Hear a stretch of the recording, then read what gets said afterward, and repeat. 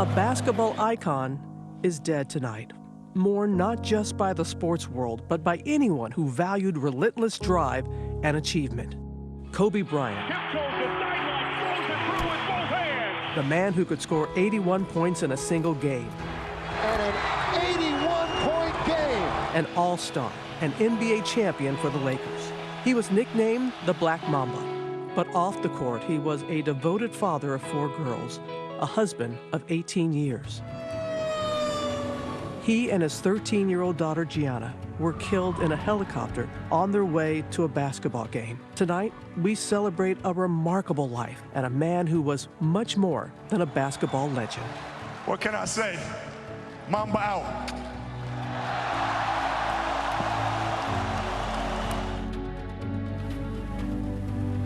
Good evening, everyone. Thank you for joining us. Tonight is a very sad night for us all. 9 are dead in that helicopter crash. 9 tragedies, 9 reasons to mourn a pilot and 8 passengers. I'm joined here by my GMA co-anchor, Michael Strahan. I know Kobe was a good friend of yours, and it's very difficult for you to be here. Yeah. Tom Rinaldi, our colleague at ESPN, and we are being broadcast right now on ABC and ESPN, and that is in part a testament to Kobe Bryant, because he was bigger than basketball, went beyond that. And I was around a group of people when the news was coming in, and Tom, it was just like such disbelief, just shock. So often there is shock when there is sudden loss, and we feel, Robin, like there's an ending. But this feels a bit different. It feels like something and someone was taken, obviously most painfully from the Bryant family, but in a greater sense from the sporting world. Somebody who had so much left to achieve, who had already built a legacy and only cresting in his momentum. This is just tragic. Yeah, and we look at it as if he'd be a basketball world, but I think the world as a whole. This was a guy who had made an impact on the court, off the court, a great father, a great friend, a great husband, and a legend, and gone too soon. And we were all excited to see what he was going to do next, and I think that's part of what has really taken us aback. So we have a lot that we're going to discuss today, but we're going to go right now to Calabasas, California, where the crash took place, and Matt Gutman is there for us. Matt? Robin, this is still very much an active scene. They've been bringing in heavy equipment. You can see that bulldozer behind me. We've seen ATVs brought in, all to handle the treacherous terrain. That mountainside where the crash happened, so steep. And just moments ago, just beyond that caution tape, we saw the coroner's truck round the corner, we believe, taking the bodies away. South of 101, helicopter went down. Tonight, tragedy in the hills of Calabasas, California. The helicopter took off at 9:06 a.m. from the Orange County Airport. Inside, NBA legend Kobe Bryant, his 13-year-old daughter Gianna, and 7 others. It crashed 40 minutes later. The chopper bursting into flames, killing everyone on board. The column of smoke seen for miles. Fire crews racing to the crash site, perched on a steep hillside. Paramedics were hoisted down to the incident early into the incident. They did a search of the area for survivors. Unfortunately, all the survivors on board were determined to have been perished. Eyewitnesses say they saw the chopper flying low and heard the engine sputtering before the crash. I heard some noise of helicopter was struggling. I mean, you can tell because the engine was not really running fast. I heard a helicopter just flying just way too low, and I heard like a loud thud noise. The individuals that saw the aircraft said it was coming down at a fairly significant rate of speed and impacted the ground on the hillside behind me here. Authorities investigating what caused the chopper to go down. Firefighters and hand crews worked to extinguish the fire while carefully preserving the crash site for investigation. And tonight, dozens gathered here near the scene of the crash, a chant of Kobe going up as they mourn the man who meant so much to Los Angeles. I'm sick right now. I'm sick. And we met this young man in the number 24 jersey, named Bryant after his parents' favorite basketball player. The chopper was heading to the Mamba Sports Academy, co-founded by Bryant. I met these 2 basketball players scheduled to play Gianna's team, which Bryant coached. Was there supposed to be a game today? Yeah. Yeah, we were supposed to play his team at 12. We got the news and it just kind of like everybody just stopped. The game stopped. A lot of us broke down because it was just like everybody started getting on their knees. So This video posted on Twitter today showing that moment of anguish and shock in the gym. Tributes pouring in. He inspired a whole generation of young athletes. Shaquille O'Neal writing, "There's no words to express the pain I'm going through with this tragedy." Michael Jordan writing, "He was a fierce competitor, one of the greats of the game, and a creative force." Other victims identified are Orange Coast College head baseball coach John Altobelli, his wife Carrie, and daughter Alyssa. The NTSB is on their way to the crash site tonight. And just to give you a sense of how bad the weather was this morning, the LAPD grounding all of its helicopters, saying the weather did not meet the standards for flight. Now, the key now is going to be preserving that crash scene. There are law enforcement officers across the hillside to ensure that nobody tampers with that crash site. It has to remain pristine for investigators to learn exactly what happened here. Michael. All right, thank you so much, Matt. And the one key word you said was shocked. I think we all are. And we're joined now by another legendary player, legendary Laker as well, Hall of Famer, All-Star as a player who went on to coach the Lakers as well. Let me start with Jerry West with I'm so sorry for your loss to you and also the Laker family. And you were very instrumental in Kobe's early career. What was your reaction when you first heard the news? Well, first of all, I hope it isn't true, because a lot of times you see the reports and they identified a plane and then, a helicopter that went down, and obviously someone said it was Kobe's helicopter that he had flown frequently throughout the years, even when he was a player, flying from his home to the games and to practice. And after that, it really was a retreat into the background. My association with him, helping him arrive here in Los Angeles, watching him grow as a player, and being like a surrogate father for him. When he was 17 years old, couldn't drive. My son Ryan used to drive him to the practices. He'd never been in the 405 freeway, never had that horrible experience. And then to start thinking about some of the intimate things that I had done with him to help him through the hurdles of a 17-year-old kid trying to become an NBA player and take that enormous amount of talent he had and to put it within a framework that would help the Lakers be successful for so many years. 20 years career.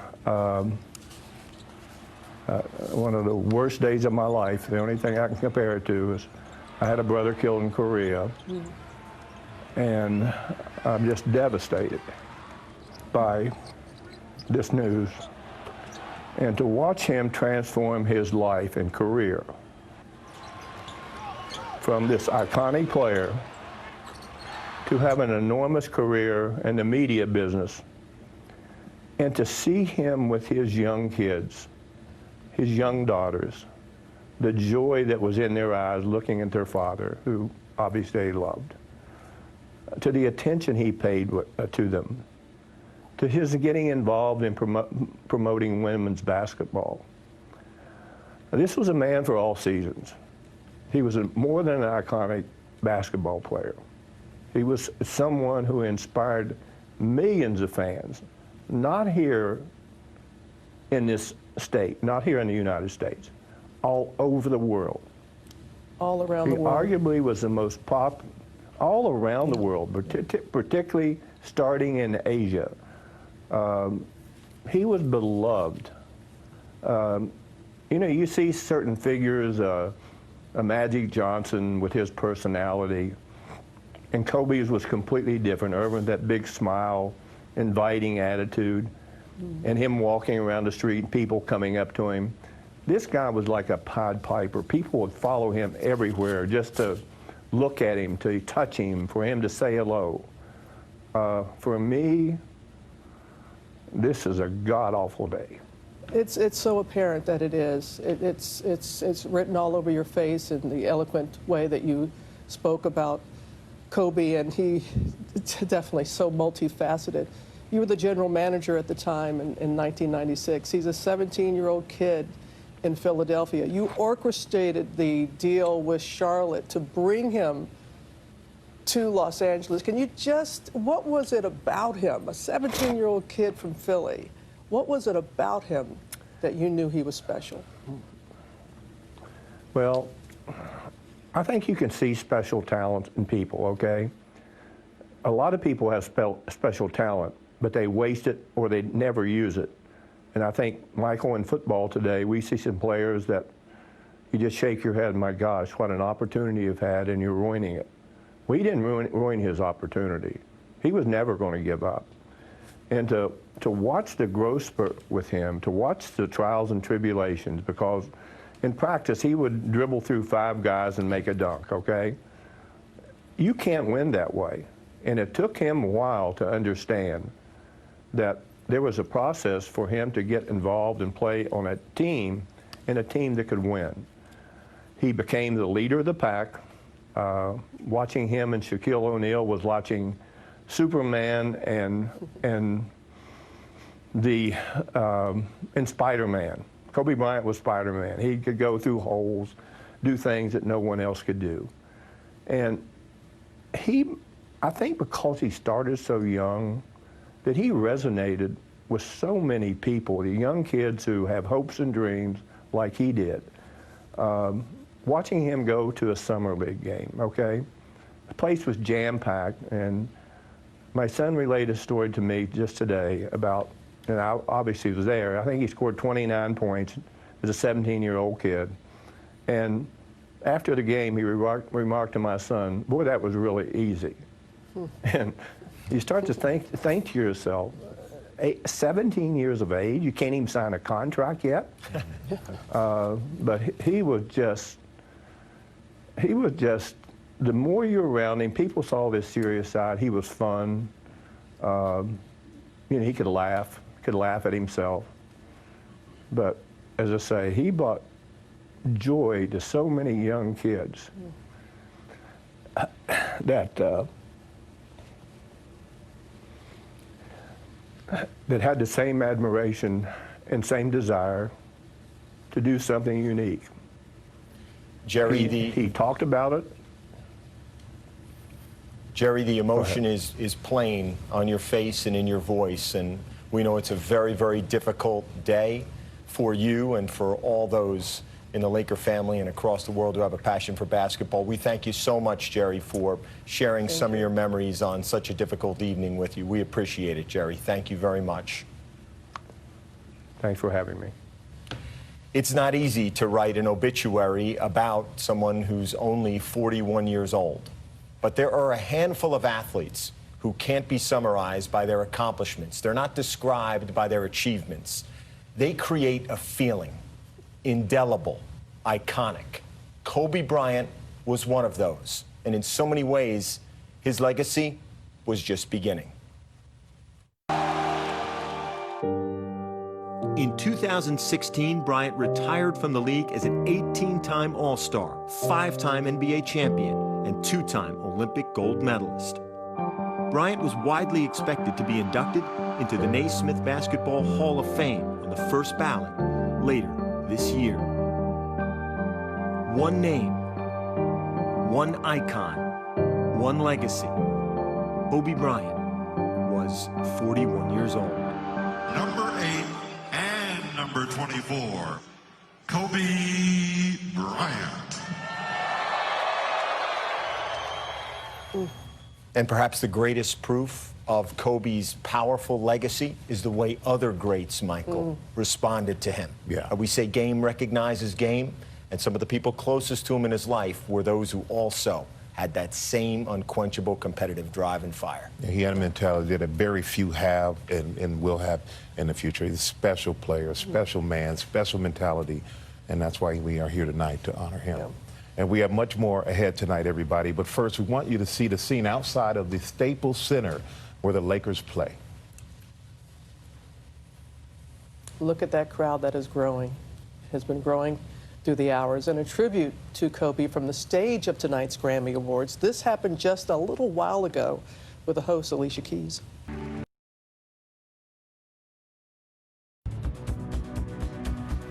You're looking live at Los Angeles Airport, where the columns have been lit up in Lakers colors, purple and gold, a tribute to Laker legend Kobe Bryant, who he lost tonight with 8 others in a helicopter crash in California. Like so many, I had the privilege of sitting down with Kobe and had many conversations with him over the years. Now, one of the most meaningful to me was done just a few years ago. It was in Philadelphia. It was when he was about to announce his retirement year, and being with him in that school and sitting down with him and hearing what he wanted to do next. So this very court. This very court right here. We used to play pickup basketball. But the thing is, I heard from coaches back then, junior high, and they said, this guy's a pro. When did you know? When did you know? Probably about my 12th grade year, my senior year. I knew I had things measured pretty well, and I started sizing up the pro competition. What do I need to do to play with the big boys? 20 years with the same team, the LA Lakers. How important is that to you? Extremely. It means everything to me. I was such a huge Laker fan growing up. I mean, like a diehard Laker fan. I had Magic posters, Magic T-shirts, had all the video cassettes of them winning championships, and it was my dream to be a Los Angeles Laker. And so, to be here for 20 years and to get to know some of my mentors, it's been a dream come true. I mean, I meet fans where, we're the same age, and they say, man, I was just coming out of high school. You were just coming to the Lakers. I was just starting UCLA. You were just starting with the Lakers, and now they're either executives at big corporations or movie studios, whatever the case may be. But we've literally grew up together, and that's such a beautiful thing. You're very humble in saying that you have received far more than you have given to the fans, that you feel that way, and yet you sincerely feel that way. What have you learned about yourself through these 20 years of being in the NBA? Wow. What I've learned is to always keep going.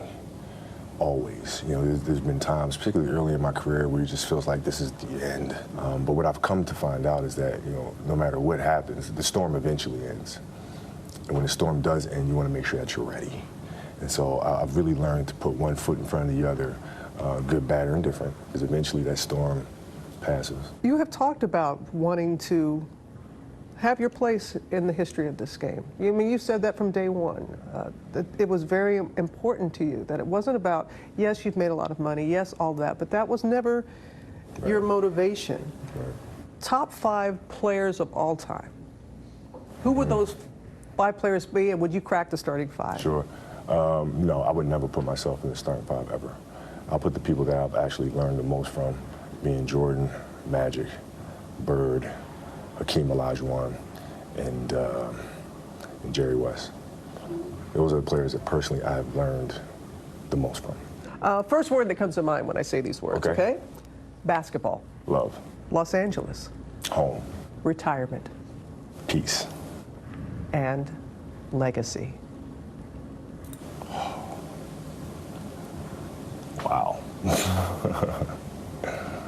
Well, it's a good word. Wow. It is. It's an appropriate word like that. Always tried to wear purple when I was around him. He appreciated that so much. But do you all remember this? Before he sat down to do that interview, and this was before it was going to be his last season, he wrote that letter. Yes. He wrote a letter to the city of Los Angeles, where he played for 20 years. This is part of what he said. Whether you view me as a hero or a villain, please know I poured every emotion, every bit of passion, and my entire self into being a Laker. I'm getting chills. What you've done for me is far greater than anything I've done for you. And the fans felt that. Yeah, they really did. Listening to that interview, Robin, I was struck by, and I think it's unavoidable, how incomplete Kobe's answer was on legacy, where he simply uttered, wow. Right. But I remember him also saying, there's a difference between what you do and who you are. And just think about that. And I think that's why it was so difficult for him to talk about the legacy, because he had so much more. No, wasn't done. And I had a chance to interview him for Dear Basketball, which he won an Oscar for. And it was interesting to see him take the same mentality he had as a basketball player and apply it not only in TV but also in business in general and have the same type of success. Yeah. Amazing. An Oscar. An Oscar. Yeah. Only one to ever do it. Yeah. We have with us now Michael Wilbon, an ESPN commentator who knew Kobe very well. And Michael, I know that you had a very special relationship with Kobe. Tell us about that. Well, Robin, like you did, I had a front row seat to Kobe's entire career from not long after those days at that high school gym you were visiting in Philly through the final, days of his career as a Los Angeles Laker. And it was fascinating to see. I sat down with him. I just looked at it, the last interview we did on camera, talking about what was to come. And that's, you talk about an incomplete answer there. He had so much planned, and he was so passionate about it. He was so engaged. And, people have asked me today, what do you think of first? And the basketball is not what I think of first. I think because when you have that front row seat, it also comes with a pass to sort of get you behind the curtain. And in that case, with the people that you get to interact with for years and years and years, there are personal things. I had a heart attack 12 years ago, this week actually. And when I got out of the hospital and got home, at the front door was an enormous bouquet of flowers. And the note said, from Kobe Bryant. And I was trying to figure out, okay, who's playing this practical joke on me? And I called the Lakers, and they confirmed that Kobe had called to ask for my address. And that preceded a complete dressing down of what I needed to do better as I got older, particularly with a son on the way. And we talked about parenthood and fatherhood and health and all the sorts of issues that people don't necessarily see when they're looking at games and post-game interviews. And you're talking about last-second shots and strategies and what went into this and what about this pass and teammates and decision-making. And that was all there. And as I have said today, God knows I loved every performance I saw. And they were performances. I mean, it was like performance theater. And I think that, we can go back to some people, and certainly Magic and Michael had that, and Kobe had it, and you felt it every single time you watched him, that you were watching theater. And so there's that combination of the personal and the professional that I'm still trying to sort of get my arms around this entire tragic day. And I haven't done it yet, and I suspect it's going to take a long time. Well, Michael, we appreciate you sharing that with us about your special relationship with Kobe, and we are sorry for your loss as well, my friend. Same with you guys. Thank you. All right, thank you. And we have so much more about Kobe Bryant to come. But first, we want to take you to Los Angeles in a scene earlier today outside the Staples Center where Kobe gave everything he had on the court for those fans. And those fans, they let him know that they appreciated everything he's done. They're chanting, "Thank you, Kobe." Chants heard all around the world.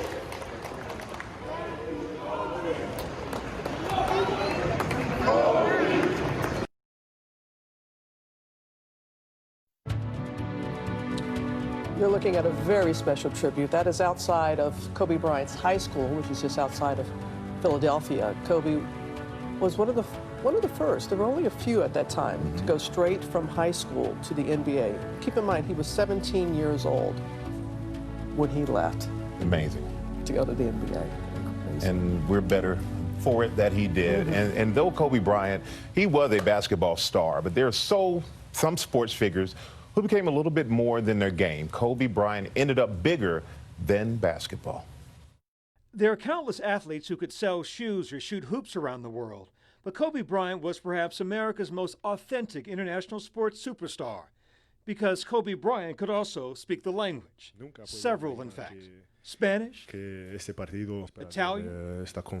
Chinese, multilingual, multi-championships, 5 rings in all for a generational figure who emerged from high school and took his game to the game. He was in fact LeBron before LeBron, who even as a teenager played basketball like a grown man. He was 17 years old when he was drafted by the NBA. And even in his first year as a Laker, he was a star, showing this kind of self-confidence that you rarely saw in any young player. His storied career complete with unwavering intensity. One of his most iconic moments when Bryant simply refused to flinch as Matt Barnes pump-faked a hard pass at his head after the pair had a series of physical plays. As Matt Barnes and Kobe Bryant say hello to each other. He never backed down from a big moment. He never was afraid to take the big shot. And that's why everybody loved him, especially young people. And in this age where stardom and scandal can be synonymous, Bryant had his time in the spotlight for all the wrong reasons. Accused of rape after what Bryant described as consensual sex, the case never went to trial as the alleged victim refused to testify, though a settlement was reached in civil court. When Kobe retired, NBA players from around the league expressed their appreciation in a fond farewell. You know, and I remember one thing that he said, he was like, if you want to try to be, you know, great at it or want to be one of the greats, you got to put the work in. You know, there's no substitution to work. In retirement, Kobe began his second act and called on that same intensity to make it in the business and media world. He won an Oscar as a producer. Dear basketball, I fell in love with you. A love so deep, I gave you my all. From my mind and body to my spirit and soul. My little 11-year-old Gianna goes, well, Dad, you always tell us to go after our dreams, so man up. She's 11. Man up. So I had to man up and go for it. A gentler sigh from the man who was hard as nails his entire career, including the night he lit up Jalen Rose and the Toronto Raptors for 81 points, a night the two men could joke about later in a promo for ESPN. How many olives would you like? 81. Really? Nah, man, I'm just playing. Besides his business, he embraced women's basketball, a passion he shared with his daughter. He would be her mentor, her coach. As an athlete, Kobe Bryant had few peers. Child prodigy to at times brooding superstar to successful entrepreneur. At 41, he lived a short life. And by most accounts, he lived it his way. Authentic, fierce, without apology. Definitely his way. Thank you, Byron. ABC correspondent Chris Conley is joining us from Los Angeles. And Chris, tell us what Kobe meant to the city of Los Angeles. I think he was the biggest sports star of the 21st century here in Los Angeles. I think his face was the face of Los Angeles sports, particularly for a younger generation that might not have been as familiar with the work of Magic Johnson or Kareem Abdul-Jabbar. He represented for the Lakers. And he had a kind of self-awareness about celebrity that very much fit as someone who came out of Hollywood and who represented Hollywood. And so it's no surprise that he did so well in show business and, in fact, won that Academy Award you were mentioning before. Particularly for young people, he was the guy they dreamed of becoming. For men and women, he was the figure in sports that made them want to pick up a basketball and made them want to excel in basketball with his drive and his love for the game. And particularly here in Los Angeles, that will never be forgotten. It certainly will not, Chris. We're going to get more from you just ahead, but we're going to talk more about Kobe Bryant on a night when we're all still in shock at his death, along with 8 others. Again, 9 tragedies. We cannot forget that 9 tragedies tonight in that helicopter crash.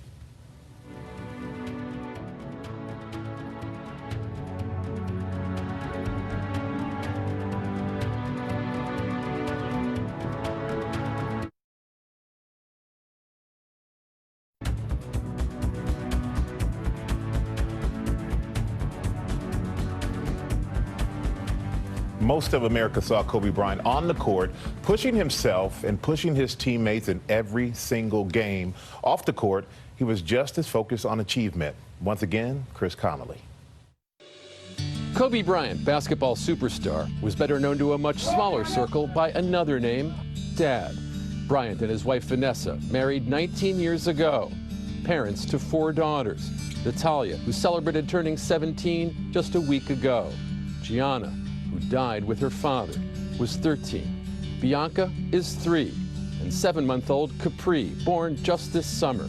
He told our Eva Pilgrim last September that his girls inspired his latest book. Well, I have 4 girls at home, and I want to make sure it's important that they, see characters that look like them, and that are also athletes, and they get tired of hearing my voice.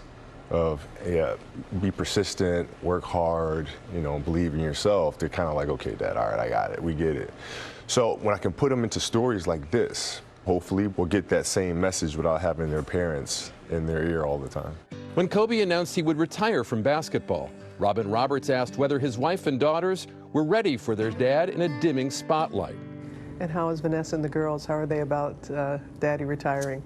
They're good. They're good. I mean, they're a little torn. You know, Vanessa's obviously torn. I mean, when her and I met is before all of this happened. It was a little bittersweet, but still in all, we're looking forward to the next chapter. In what is believed to be his last filmed interview, here's Kobe, the proud dad, humble bragging that his daughter's love of basketball seems to be genetic. When I took it to the Laker game, that's the first Laker game I've been to, I think, since my jersey retirement. Really? And we just had so much fun because for the first time I was seeing the game through her eyes. It was her. Like, she was having such a good time, and the players were coming up and saying hi to her, and you know, and Bryant was talking about her fadeaway and all. You know, it was exciting, and she had such a great time. And as a father, I mean, that's all you want. That's all you can ask for. Yes. The 5-time NBA champ was also an Academy Award winner. Basketball players, we're really supposed to shut up and dribble, but I'm glad we could do a little bit more than that. His 2018 Best Animated Short Film, Dear Basketball, a love letter to the sport that defined his life and that he redefined. No matter what I do next, I'll always be that kid with the rolled up socks, garbage can in the corner, 5 seconds on the clock. Love you always, Kobe. Vintage Kobe. And joining us now is Gotham Chopra.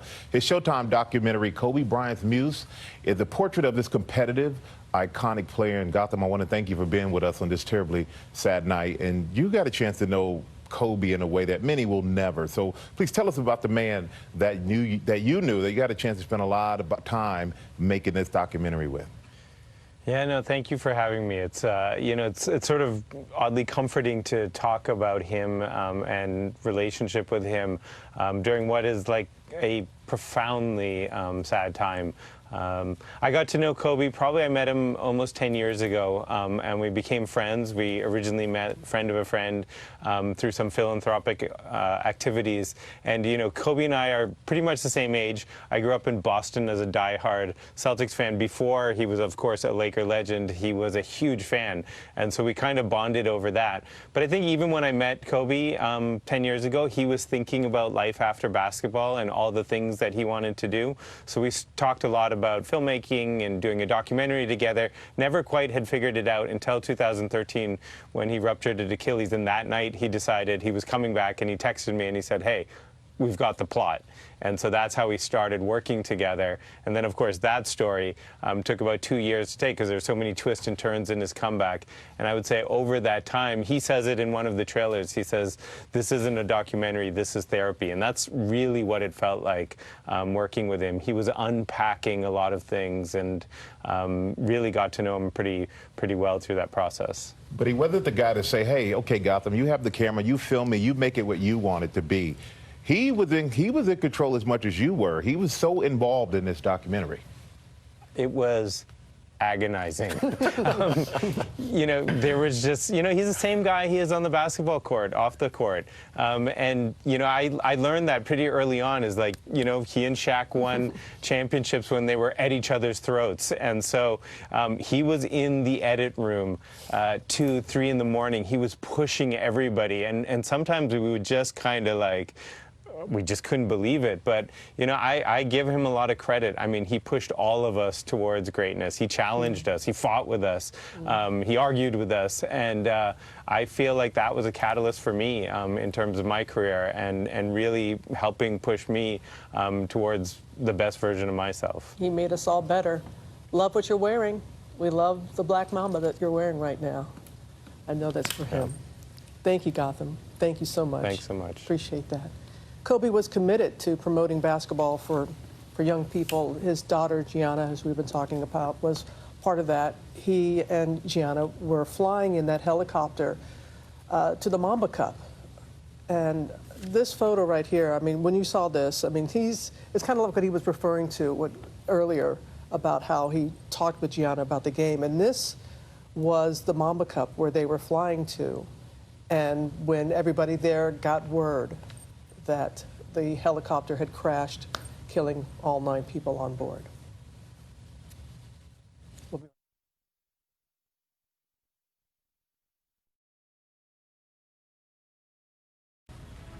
Welcome back to our special tribute to Kobe Bryant. He loved his purple and gold. This is the Santa Monica Pier. And as you can see, Ferris wheel lit up in Laker colors, purple and gold.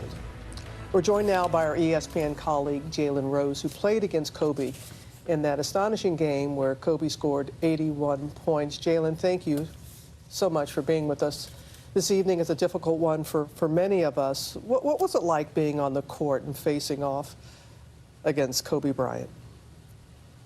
Robin, Kobe Bryant embodied what I consider the best of both worlds. He was an assassin to compete against. He was a nightmare out on the floor. But he was also disciplined, intelligent, cultured, and well-read. There's no accident that he has 2 numbers retired at the Staples Center. And as somebody that lived in LA his entire career and also worked in the media and got a chance to work out with him at UCLA, play against him in the NBA Finals, and as you mentioned, play against him in that historic 81-point game and watch him score 60 points in his final NBA game. It just continued to push what dynamics of greatness Kobe Bryant had. And as a 17-year-old, when he said that he was going to be the greatest of all time, there were so many people snickering, but he got as close to Michael Jordan as anybody ever will. Jalen, not always adored, but universally respected. What's one example of his famous competitive drive that you saw beyond the 81? Kobe Bryant uniquely embodied all of the cliches many old school people hope happen with current day athletes in sports, like having a killer instinct, competing on a nightly basis, wanting to get better each practice, each game, not fraternizing with the opponents, and continuing to push the envelope of what excellence really was as a 5-time champion, a multi-time All-Star, and in retirement. And Michael will tell you, it's always refreshing to see how athletes reinvent themselves. And as an Academy Award winner, see him be a father of 4 and a husband. Those are heartfelt moments that we hope to see all of our family and friends, in particular our icons, get a chance to be grandparents and get a chance to be elderly. And there were so many more things for Kobe Bryant to give the world, and it's been a devastating loss for humanity. And definitely has been, Jalen. And we want to thank you so much for your time. We really appreciate it. We have much more ahead tonight, everybody, and so many more in the death of Kobe Bryant.